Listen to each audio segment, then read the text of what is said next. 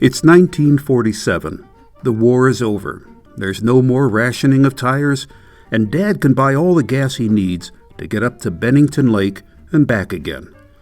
Rockwell paid tribute to family outings being planned for that August. As usual, he positioned his models in his studio in several variations of poses. He captured them in their before and after attitudes. Except Grandma, whose stoic expression never changes. Late in the session, he placed a clean white canvas behind the faces that would be inside the car, so he could capture the full details of their profiles. When Rockwell began casting for this cover, he considered several automobiles for the family, including this brand new 1947 Kaiser. But he wanted to give the family a car that would be familiar to readers. He chose what appears to be a 1933 four-door Chevy sedan. Readers would get the significance.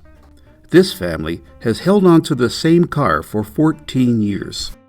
They're not a family that can afford to take a lot of vacations, which is why they're looking forward to this one so eagerly, and why they squeezed out every moment of joy while they were up at the lake.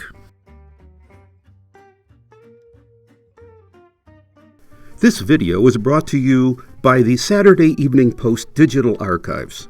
Saturday Evening Post members can explore our 200-year-old archive for only $15 a year. Subscribe today.